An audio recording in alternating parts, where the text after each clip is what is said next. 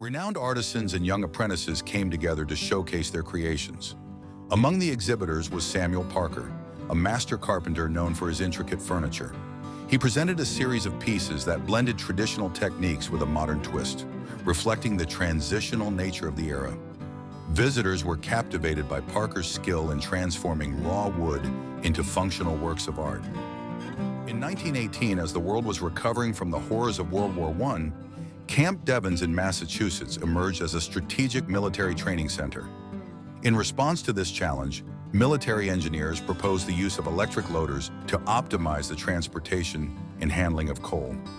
This revolutionary equipment, powered by electricity, allowed soldiers to load and unload large quantities of coal much more efficiently than manual methods. Walden, a soldier who served during the Spanish-American War, was remembered for his bravery and dedication. The funeral symbolized not only the loss of a soldier, but also the remembrance of the challenges faced by those who served in the name of their country. Although Walden's funeral was a private event, it fits into a broader context of honoring soldiers who lost their lives in combat and the changes society was undergoing in the early 20th century. The Civilian Conservation Corps, CC, was a program created during the Great Depression in the United States, aimed at providing employment and conserving natural resources. A group of 300 boys sitting on the logs intended for building a cabin on Mount Lima, north of Grand Marais, Minnesota, illustrates an emblematic moment in American history. This episode not only marks a moment of community work, but also represents an era of resilience and hope amidst economic difficulties. The construction of the cabin symbolizes the unity and collective effort of the boys, leaving a lasting legacy in the natural landscape and local history. This image shows the Federal trains on the March to the Sea led by Sherman. In 1864, the Federal trains were a significant milestone in the American Civil War. After the capture of Atlanta in September 1864, Sherman decided that the best way to pressure the Confederacy was to conduct a devastating march.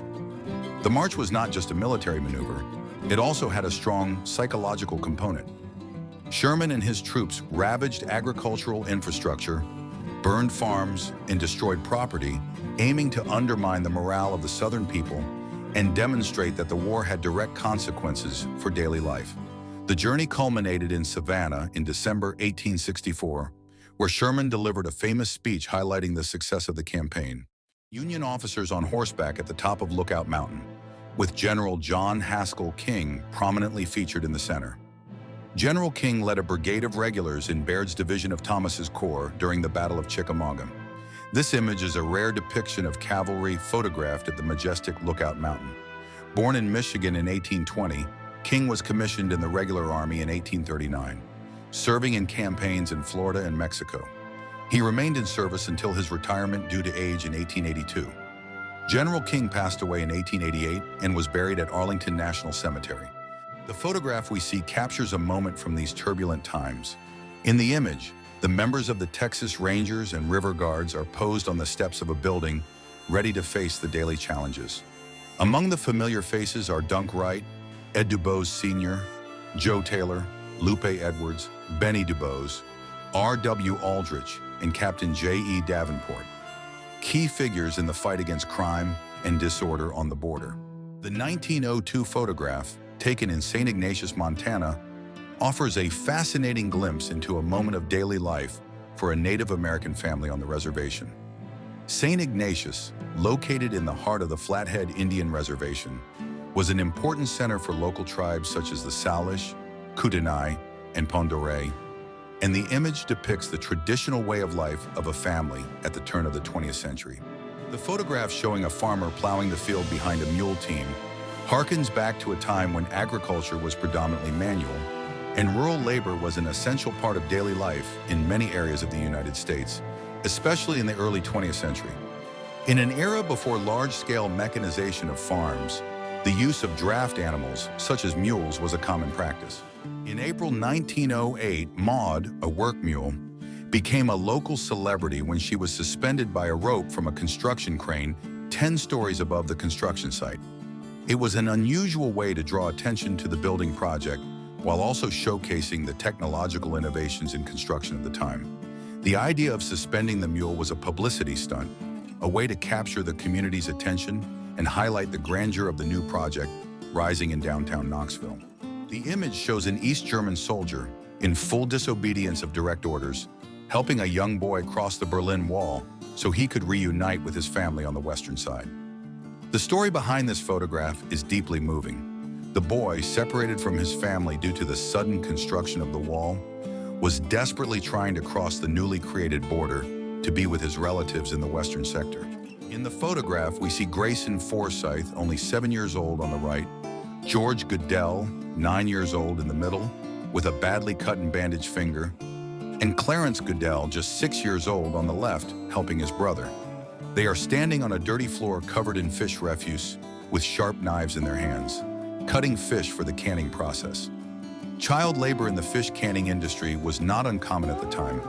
Many children, especially in poorer areas, in rural or coastal regions, were forced to work in factories and other industries to help support their families. In the 1940s, the world was in the midst of a technological innovation boom, and the idea of a flying car was seen by many as a fascinating and futuristic possibility. In 1948, this idea took concrete form with the launch of the Convair Model 118. Convair car, one of the first prototypes of a flying car, developed by Convair, one of the largest aviation companies in the United States at the time. The Convair car Model 118 was a hybrid vehicle with a design that combined the features of both a car and an aircraft.